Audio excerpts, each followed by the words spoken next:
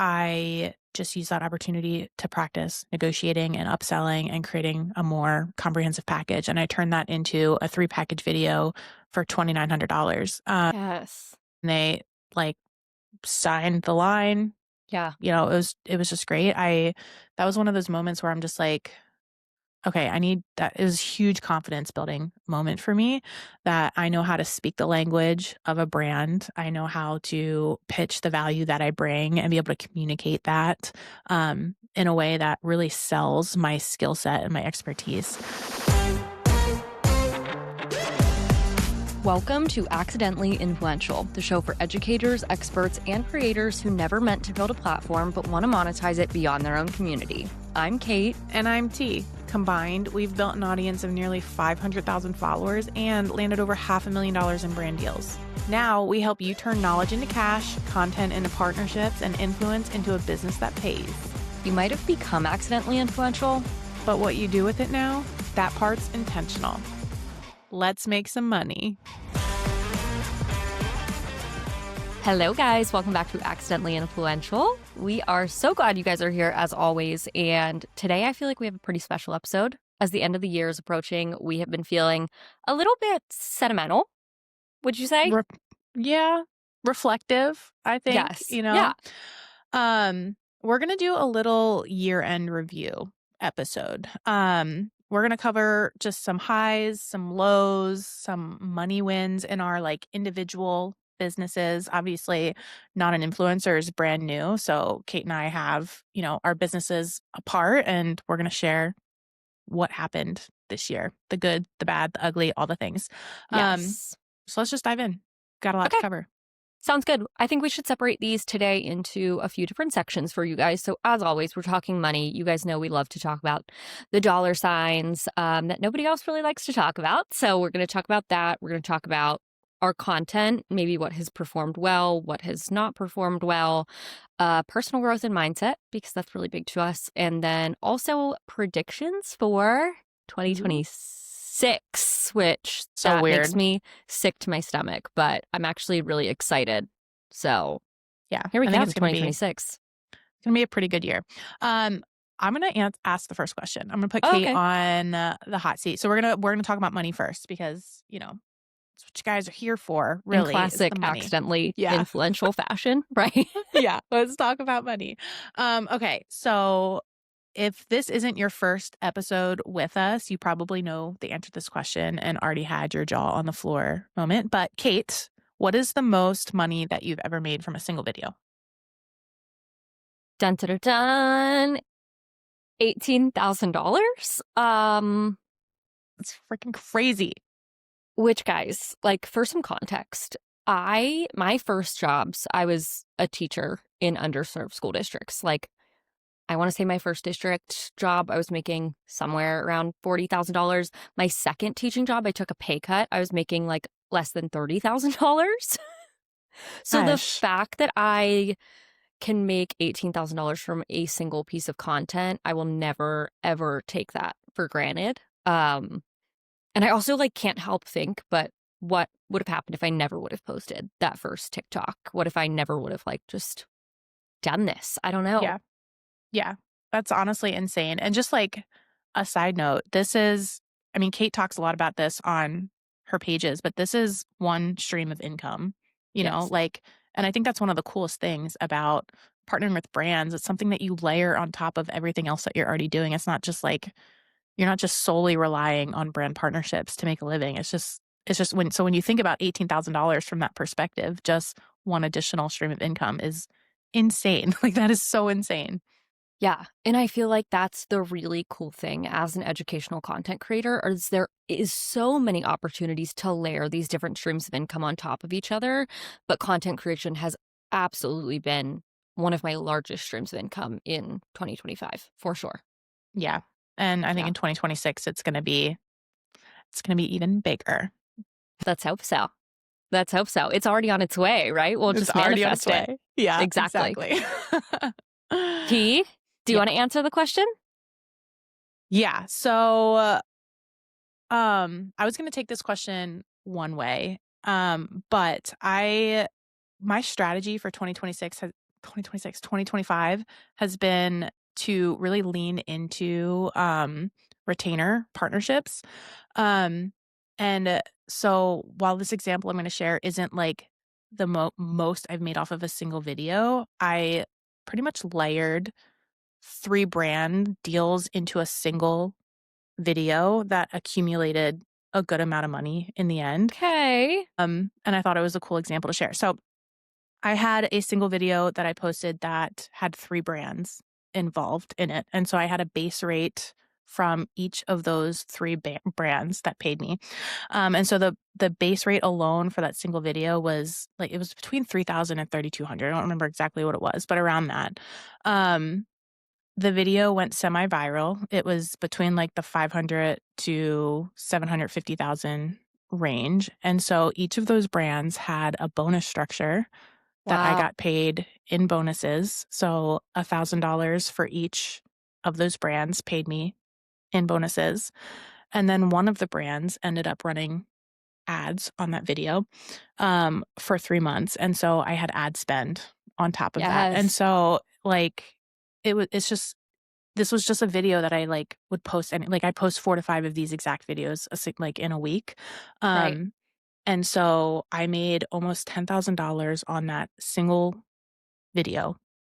And that was earlier this year, and I realized, I'm just like, this is a strategy for me in Yeah. 2025, is to try to layer partnerships into, like, my everyday brand, into my everyday making of videos, and I Yeah. it's just, like, blows my mind. I don't know, it's Yeah. really cool.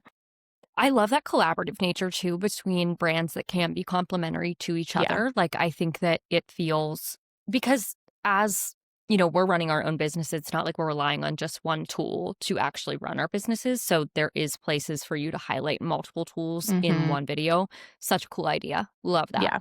Yeah, And and I ad think rights, as that's always, just totally the icing uh on top. Yeah. as it should be. Right. Yeah.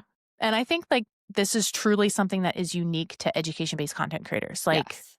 I can't imagine a situation outside of the education space that would allow you to layer in partnerships this way, that Right. isn't, like, just feel like you are stacking things for the sake of Right. stacking things, you know what I mean? Yeah. But, Absolutely. That's um, awesome. so in that same breath, Mhm. what is the lowest you accepted on a single video, and why did you accept it? Yeah. What happened? So I think it's interesting that we've talked somewhat about retainers, and honestly, that's probably a great idea for like an upcoming episode is Totally. just talking about retainers. If we forget, somebody remind us in the comments because we're doing a million things and I feel like sometimes we don't know. Understatement. We just don't remember. But um on retainer clients, I typically give discounted rates because Yeah. I want to establish a long-term partnership there. So I have a retainer client that I've worked with for a really, really long time. And sometimes we'll do videos just on one platform, no ad rights. And Mm, there's also like very minimal scripting and things like that involved. Like I have really complete creative freedom. Obviously, they're still marked as paid partnerships and whatnot, but I want to say the lowest I've done for one of those was $900, which, mhm. if you calculate, that is like significantly below Yeah. my market rate. However, I think it's just evidence that like not every partnership with a long term retainer client is going to pay you as well as the one off videos that have ad rights that have more specific deliverables involved in them. Like Totally. the level of work and the level of creative control, the level of scripting, all of that plays into your rate. If you don't Mhm. have as much of that on the back end, your rate might be a little bit lower, and there's nothing wrong with that. Yeah. Yeah, and I mean, just a long-term partnership in general, like, it's giving you reliable income, and, like, I don't I couldn't imagine having a long-term retainer partner at the one-off video rate. Like, it's not, it's not a thing. It's not feasible. And I Mm-mm. think you have to know in your heart, like, what do you feel comfortable Yeah. taking given the amount of work and how many deliverables you're putting out for this partner a year, a month, whatever it is. So, yeah, Yeah. it totally would not be possible to charge the rate that I charge for some other brands who are also using these in like very specific marketing campaigns. And like it doesn't make sense.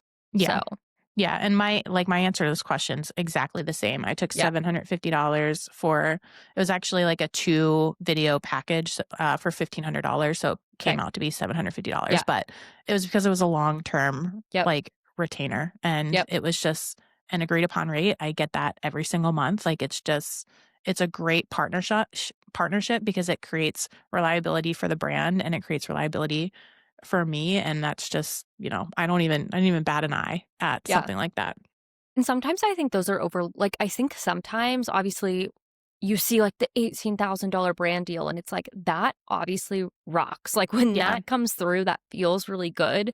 Yeah. But there is not enough talk about the sustainable Mhm. 750, $900 videos that you are doing consistently, because you're probably at the end of the year making more money from those than you are the really big one-off packages. Totally. Yeah, and they require a lot less I mean, like, I don't mean work in terms of, like, creating the Right. content, but, like, work to get to know the brand, get to know the creative direction they wanna go, get to know the outcomes that they wanna Yeah. create, get to know their service or product, all those things, and so, ultimately, like, I feel like it saves a lot on your part.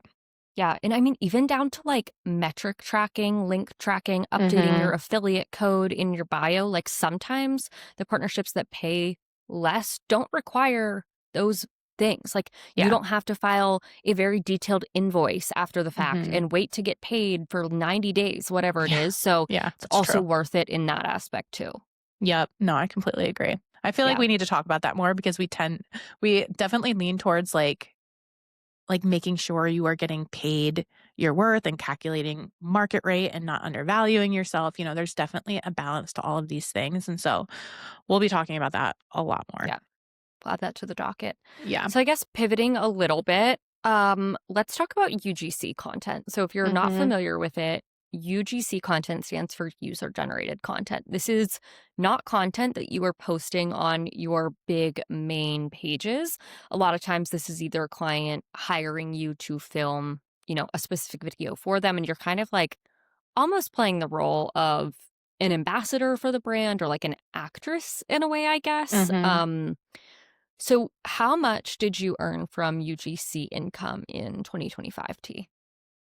So this kinda shocked me. It was funny because before when I was trying to find all the answers to these questions as we were preparing for this podcast, I was just like, "Kate, I am not even remotely organized to be able to answer these in a very clean way." Like, I'm sure on the back end of the books, Kate and I just, like, manage these things so separately or so differently.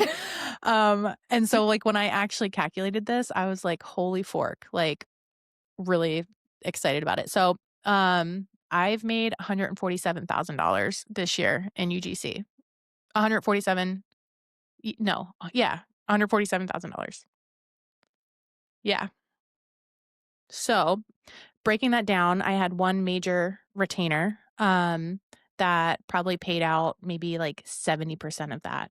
Um, and then from that, like, I received quite a few inbounds for different retainers, not retainers, different brands to do UGC content that would be posted on their pages. I had maybe about $5,000 on Fiverr. Okay. Um, Oh, yeah. So, yeah, I was like, "Dang, girl." I mean, my jaw I didn't know that. Yeah. For the record, if you're listening to this, like, we did not share our answers with Mm-mm. each other beforehand. So, like, I did not. That's Yeah. so cool. Yeah. It was pretty crazy. That's amazing. Yeah. And I mean, like, so I mean, you obviously, Kate and I worked for, uh, one brand, together collectively. And it's like, it's kind of a hybrid between UGC and brand partnership. It's like the And content that social we're media. creating. Yeah. And And social I was media gonna say marketing. management. Like, Yeah. there's and consulting. Like, I think it's Yeah. kind of a unique partnership that we were involved in. But Yeah, and I think we can talk about that a little more in another episode. So I don't wanna, like, mislead and be like, "This is purely inbound UGC, like, 3 package video," like, it wasn't really like that. It was a long-term, retainer that kind of encompassed all of those things, but still very much so UGC and still very much so lucrative, so it's like all using the skills of content creation, just applying it in a different way, though. Almost like a I don't know. It's almost like brands that don't have an in-house social team, Mhm. who look to outsource these. So, yeah, I have made roughly like 55,000 from Mhm. UGC this year. Um, I mean, once again, I classify it in my books as social media management, but like, Yeah, it's because it's such a blend. Like, I don't think it's not like your standard UGC, but definitely can be a really lucrative way to bring a little extra money into your business or a lot of extra money into your business yeah, using your skills as a content creator. totally. And I'm just like throwing this out there because Kate and I, we just want to start soft pitching our skill set. This is actually something that we want to be able to help small and medium, possibly larger brands do. Is to build out these types of programs that bring in extremely skilled education based content creators without having to have their own social media team and be able to build out organic reach of their services and products and all of those things. So that's going to be something that is coming to Not an Influencer very soon, and pretty Yeah. excited about that. So, Yeah. If you're a brand looking to start working with creators and you don't know where to start, that is hopefully where we're going to come in. So shoot us yes, a message, send us a DM. We also just, you can email us. We finally added our email to our bio. which is hilarious considering our first episode where we talked about that. Correct. So yeah, more on that to Yeah. come soon. But Yeah. okay. Um, what about for you, T? Was there a negotiation moment this year? And I'll leave this open. You can take it either way. That you were Mhm. either like, "Damn, I am good at my job," or you were like, "Shoot, Yeah. I did not charge enough, or I did not negotiate that well." Yeah. Um, so like I mentioned a few minutes ago that I do a little bit of UGC on Fiverr. And I often use that like platform to practice my negotiation skills because I'm just like, I don't want to say I'm not as invested, but like I won't feel something negative if I don't, secure a certain deal. It's just I get inbounds all the time. And so I had a UGC client come to me that actually recognized me on TikTok and was like, I want what you're creating. And they wanted, a single deliverable for $400 before ad rates. And um I just used that opportunity to practice negotiating and upselling and creating a more comprehensive package. And I turned that into a 3 package video for $2,900. Yes. And they like signed the line. Yeah. It was just great. That was one of those moments where I'm just like, okay, I need that. It was a huge confidence building moment for me that I know how to speak the language of a brand. I know how to pitch the value that I bring and be able to communicate that in a way that really sells my skill set and my expertise. Um, and so that was just really exciting for me. That is super Yeah. exciting. Love Yeah. that. So how about you? Let's hear it.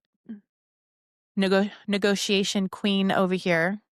I would say I had a win earlier this year, what felt like a win. And maybe it wasn't even it wasn't like the biggest deal I've ever signed or Mhm. something like that. But I had a brand who historically I had had a really hard time getting them up to market rate. Like I Mm. knew the rate that I wanted for these deliverables and I wasn't working with them super consistently, but I was working with them, like semi regularly. Um, and at a certain point, there was like a 50 email exchange going back and forth on rates, and like it didn't Yeah. end up working out. But later in the year, we ended up working out together again, and they came right in at market Yeah. rate. And it was so easy to like accept that and just move forward. Like I didn't Yeah. push back because they were like right on the dot with Yeah. what I wanted to be paid. So I feel like it was one of those times where I was like, wow, the work that I put in earlier this year, kind of educating on like where my market rates were and what I was going to accept, that ended up paying off in the long run. So that Yeah. felt like a win. That's a huge win because I feel like most of the time creators are afraid to walk away because walking away feels like you're losing the relationship and losing the partnership. And because of that, we create this industry where we're severely undervaluing ourselves and setting the baseline of pay, and it's really hard to dig yourself out of. But like, I just think that's such a valuable lesson. You just trusted what was meant for you and trusted the value you bring to a brand, and it turned out incredible. Yeah. it definitely worked out in the end. So Yeah, that's awesome. yeah, Okay, let's move to our content buckets. let's do it. Yes. So what was the do you have a one piece of content that you created this year that you just felt most proud of? Okay. I think that the piece of content that I feel like stands out to me as being maybe the most memorable to me this year was I made this video that was like, I've made a sale every single day on Etsy in 2025. Like, here are 3 things I do to rig the Etsy algorithm so it like Mhm. always shows Oh my my gosh, listings I to remember this piece of content. and I was like, I update the 3rd tag on every listing to this like bogus word. And I, update my listings like at 4 a.m. every day. I log on to Etsy to like refresh all my listings. And Mhm. I feel like it was just this take on like, I see so many of these guru videos that I'm like, this is Mhm. nonsense. And that it just had like really good audience engagement on that video from people who were like, oh my gosh, like you had me until like the Yeah. 3rd one. And I was like, yeah, sorry guys. Like Yeah. this is a joke. None of these are real. But it felt like a good way to like draw attention to the fact that I am not one of those creators who's going to like Mhm. sell you these like ridiculous tips to grow your Etsy shop when none of them actually work. Yeah. No, Yeah. that's so fun. I remember seeing that piece of content and I was like, somebody check on Kate because something's wrong. Because like I know, like I mean, I only read like the first Right. slide. I was like, okay, like I know Kate to be such like a high integrity content creator, and that she just like, I was like, Went off somebody the check on that rails. girl. Yeah, Yeah. Who hacked her Instagram? Yeah. yeah. So that Blink was a fun twice, one. Kate, if you're okay. What about you, So T? good. Do you have like I guess let's shift slightly, but any viral piece of content this year and what do you Yeah, think made them hit?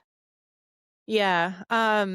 So I had quite a few this year. And it's interesting that every single one of them were like the most relaxed, unplanned, thoughtless pieces of content that I could possibly create. And as I was like preparing some of the answers to this and I was like looking back at my more viral videos, like literally all of them, it looks like I literally just picked up the phone because I had something like incredibly urgent I just needed to share or Yeah. teach. And it just like was so organic and natural. And those are like exclusively, those are the videos that hit 500,000 to a million and upwards. That's awesome. And I'm like, I feel like I'm in one of those phases right now where I'm like trying to refine myself and how I create content because like I go through these dips of needing to follow the rules. And like when the algorithm shifts and views drop, it's like you try to control the controllables instead of just Mhm. like showing up how you literally have always showed up. And so even just like reflecting on this question was what I needed right now because like the moment I stop doing that, the moment I stop, like I lose who I am as a content creator and my content's not going to perform. It's not going to reach the people that it needs to reach. It's not going to impact the people that it needs to impact. And so my most viral video this year was 1.2 million organic. And it was exactly that type of video where like I'm Awesome. like literally slouching on my hand and like my hair's disheveled. I'm just like talking as if Mhm. somebody's right in front of me. Um, so it was a good reminder. It's like that content where you feel like you're FaceTiming, Yeah. Yeah. which I With like love. same. I love consuming that. Like, I you know. know, Yeah. it's people can feel when you're like trying to create a video for views or Yes. trying to create a video to convert to sales. Like we feel it, people feel it, and it doesn't perform. So Right. I yeah. think you're spot on there.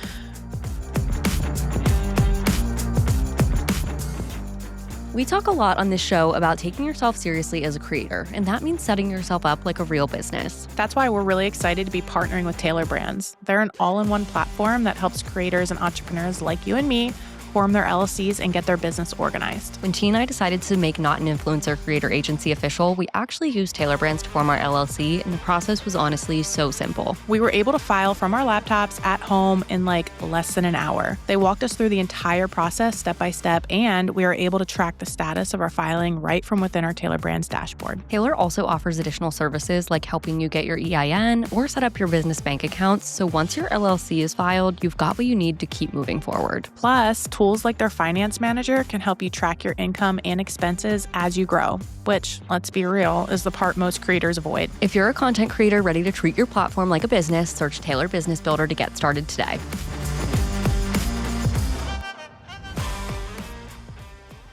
How about you? Tell me about your most viral piece. So I think what's interesting is I didn't have any like crazy viral videos this year. And I think that a lot of times people think that virality is like what's ultimately going to lead them to have like a successful content creation business or, sell more courses or whatever your goal is. But I want to say my most played organic piece of content this year was like just over 500,000 views on TikTok. And I think the piece that I was more proud of, though, is I had a client piece get over 500,000 organic views on Instagram. Yeah, that's wild. If you know anything about Instagram, especially in the year of 2025, like that is not easy. And it was a newer account that I was creating for this client that I was just really proud of that because once again, I had this idea. I thought it was going to work. It was a little bit different than the content that I had been making on that page. So I'm glad that I like took the chance. It was a voiceover style, which I typically don't really do, but I think on Instagram performed really well. So yeah, no, I couldn't even imagine getting 500,000 views on Instagram. Like that is definitely not easy to do with content these days, especially like even just separating yourself from the noise enough to create a video like that. So that's definitely. Just remember like refreshing and refreshing and refreshing and being like, oh real? My gosh, like it's actually happening. Like finally, I've been posting on Instagram for how long and I've never had a video do that. I'm also glad it was for a client because I think client was very happy. So totally. Good case study. Did they end up ever running ads on that afterwards or no? They did not, but they did end up paying me a views bonus, which was really nice. I got like the highest tier of a views bonus on that, and I was feeling pretty good. So yeah, guys, if you are working with brands, make sure you guys bake some bonuses in. Yeah, or even just like ask for them. The worst they can say is no. Yeah, exactly. So. Okay, we're gonna move to the personal growth and mindset piece. So what's one belief about being a creator that you are shedding moving into 2026? Okay. I think for me, one of the beliefs that I really want to shed going into this next year is like my content can only be about the one educational topic that I focus on. Like I think that I tiptoed in the direction of like starting to post more about my life and things I'm interested in 2025. Like, for example, I had like the best estate sale haul of my life. Like, it was too good not to post, but I posted an estate sale haul, which, like, if you watch my content, I don't post about that. Like, I post about print on demand and Etsy, but it got like 40,000 views. Similarly, like I posted a review of my car. Like I got my car. I ended up buying a Volvo like a year ago. I posted a 1-year review of my Volvo because I watched so many of these reviews before I bought my car. And I looked today and that video has like 250,000 views. And I'm like, great. Okay, why am I like just shoving myself in this box that like I have other interests? There's other things that I kind of want to start talking about. Like I'm going to challenge myself to do that. And not to say that the print on demand content's going anywhere, but I'm like, I want to start showing up a little more as a whole person and not just as like an Etsy coach.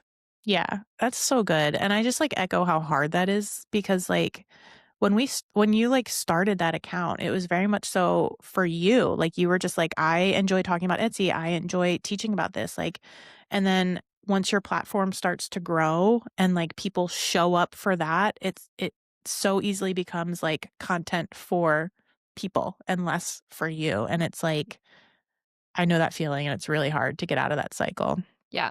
But I think that I've gotten a lot of feedback from people that are like, we love when you share these like little glimpses of like your life outside of this, which is cool. Like I appreciate having such a supportive community that like will rally for me, whether I'm posting chinoiserie pottery that I picked up for $2 a piece Yeah. or an Etsy trend. You know what I mean? Yeah. No, I love So that. what about you, Chi? I mean, I kind of like talked about this a little earlier on, but like I want to shed the belief that there is a certain way to do things. Like there is a right or wrong way to grow. There's a right or wrong way to create content. Like I tend to slip into this very black and white mindset, especially when like my way isn't going the way that I think it should be. I'm not growing the way that I think I should be. I'm not selling the way I think I should be. And so I slip into this like, okay, then there's a better way. There's a right way. And I get caught in those cycles. And so I want to shed that so freaking hard and just like ignore every single rule that I think exists that doesn't really exist. Mostly on Instagram. It's like my nemesis. TikTok, Not there's no rules. anymore. Not anymore. Not anymore. So yeah. And I mean this like trait of mine definitely trickles outside of the content creation space too. I tend to like slip into that control the controllables mindset. And so that's my goal for 2026. Love No that. rules. Yep. I love that. Um, Let me ask a boundary question. Ooh, So, okay. what is like a boundary that you set around your business in 2025 that has either helped your mental health or just like changed your relationship with your business? Yeah. Um, I didn't actually think of a answer to this question beforehand, but I would say like I'm setting pretty hard boundaries around who I give my time to, whether it's a paying client or not. Um, I feel like end of 2024, I definitely had a lot of challenges in my business with some of the clients I was working with, some of the brands I was working with. And I had a really hard time letting those people and brands go because, like you're getting paid. Yeah, That's my job.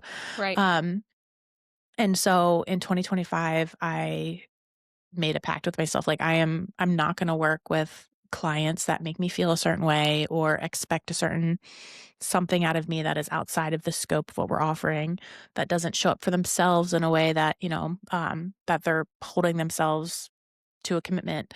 And same with brands. If brands are gonna, you know, encroach in certain areas of my life or be a little bit more disrespectful or, just all those things, then I'm going to be okay walking away from them. And I think that has really helped my business this year, even though it was hard. It's hard to walk away from money. Like it's Yeah, hard.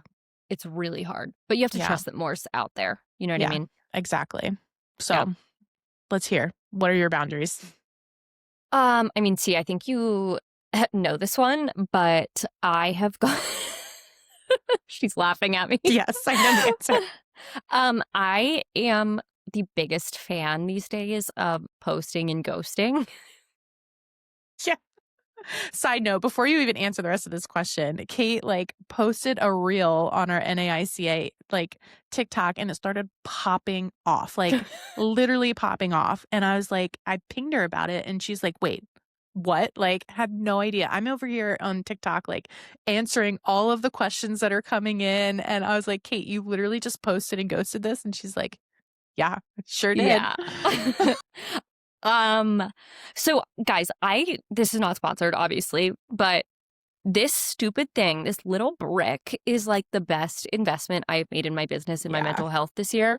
And essentially, I earlier this year just had a really bad relationship with like, I would post something and just sit there and like wait and refresh and wait and feel like I had to like be on my phone all the time. And that became really unhealthy. And so now essentially like I will post something, I will get off the apps for many, many hours. And it's like days later that I actually go back and like look at how that Mhm. posted. I mean, sometimes not even until I'm planning my content for the next week do I go back and look at that. And I still engage with my community. I still answer questions and things like that, but I need space Yeah. because otherwise I get really burnt out on social. So Yeah. sorry, Chi. Thanks for covering for me. Thanks for letting me know. That's why you have a partner that doesn't have as good of boundaries as you do, to cover that. You all have to like it balances We each other balance out. each It other comes in out. seasons, you know. Yeah, it's So, hilarious. but yeah, I would say that one. Yeah. Okay, should we go into looking ahead? Yeah, I think we definitely should. Okay, so how do you think content creation is gonna change in 2026? I think, like, and I feel like I can say this with confidence. I don't think that traditional influencing is like done, like it's never coming Mhm. back. But I think we're going to see a rise in very real micro creators who are talking about things that are normal, everyday people can relate to. Like, I think we are going to see a shift away from large content creators and unrealistic, perfectly curated lifestyles, and a rise of creators who people can actually relate to. Yeah, I completely agree. I feel like we're seeing that shift already, and Yep. I think that the rise of AI also is gonna play, like, a huge role in this because people are just gonna crave something that they can feel, like, something Yes. that feels real. Yes. Like, it's gonna be harder and harder to find, and so, like, even from a personal brand standpoint, all of this, like, replication and trends and, like, frameworks and reselling other people's crap, like, all of these things that just feel like this, like, void of sameness, it's not gonna be effective at all. Right. And I think having content that positions you as someone unique or someone who's not just like slinging something just to sling something or selling something just to sell something. Um, I think that's going to go a really long way. And not to say I don't think like social selling is Yeah. going anywhere either, but I think people want to buy from creators who they actually feel like they can trust and who they Mhm. see themselves reflected in. Totally. Which, I So, mean, like, your goal of posting more about, like, your everyday life and being, like, a holistic person that's outside of just being an Etsy print-on-demand seller, like, that I feel like that should be our challenge, everybody's yeah, challenge here because, like, you are the brand, which means that you can't just show up with, like, 2% of what you care about and 2% of yourself. right. Yeah, No, I think that's gonna be huge. I think you're spot on there. And if you're listening to this and you've been waiting to start posting content because you're like, well, I don't have like a perfectly curated home or like, whatever it is, it's like people want to see that these days. People Mm, don't want perfectly curated aesthetic, multi-million dollar mansions and fancy cars. Like, show mm-mm. me your 2004 Toyota Camry, Yeah. please. Show me your toys in the background because your kids just, like, exploded your Right. entire house. Right. Show me the Yeah, TikTok that you filmed because you're finding 5 minutes of peace sitting in your car. Like, yeah, I want that. I want you sitting in a drive-through, ordering your coffee, and you wanna tell me your hottest take from the day. yeah, I completely agree. So, I think that's my biggest prediction. Yep. Um, I guess what is one way that you wanna support other creators in 2026? Well, I want to help other creators land brand deals. And I wanna do that in a very, like, intimate, like, I get to help you hands-on, getting our hands dirty in all parts of your brand, all parts of your pitching, all parts of your mindset, all parts of your confidence, all parts of, like, aligning yourself with the right brands that are complements to both you and your community, like, that is, like, the goal for 2026 because I think there's so much opportunity here, um, and obviously Kate and I love talking about this, but, um that's why we're creating something called the Creator Club that's coming in 2026, so we can actually do that in a hands-on fashion with education-based content creators. Yes, and I know we've gotten some DMs and emails from you guys who are like, "How do we work with you?" The truth is right now we don't have, like, a product suite that we're offering yet. The Mhm. podcast is where we're giving away as much free education as possible. We are working on building things out. There will be opportunities to work with us in, one-on-one settings. That's all coming. But to be honest, like, this podcast and getting free information out there is our priority right now, Yeah. and when we have the Creator Club launched, we're being very thoughtful and intentional about it, and that's why it's taking us a while. But you guys will be the first to know. We'll drop a wait list in the show notes. Yeah. And stay tuned on socials because that's where we're going to be announcing these things. And thank you for being so eager Yeah. because It's really exciting. it really means the world to us. Yeah. For real. Yeah. And on another note, like, Kate and I have been working on, a little project that I don't think we can really share the details yet, but, It's along the lines of working with brands and bridging the gap between brands and highly skilled content creators, and advocating for creators and the value that they bring for brands. And that has just been like over the last few weeks, we've been negotiating and talking with a brand and have had the opportunity to really advocate for partnerships that are good for creators and not just good for brands. And I feel like that has lit me up because it's like I've never been on the receiving end of somebody advocating for me as a creator. It always, a lot of times it feels like, the brand is the number one priority and you kind of align yourself with whatever's best for them.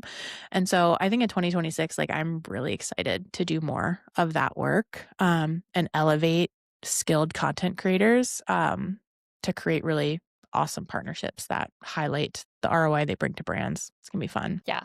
I wholeheartedly agree with you. And I also think this, negotiation process and getting this deal finalized has also, like, it's made me realize how much we have learned in our Mhm. careers as content creators and how much, brands don't necessarily fully understand, Yeah. like, these pieces. So I'm just excited to bring it all together. And I agree with you, T. I'm excited to get some creators paid.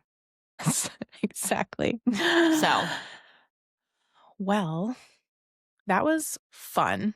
I love these episodes where we just like, I don't know what Kate's gonna say. Kate doesn't know what I'm gonna say. We just ask questions, we spitfire. I love it. This was really fun.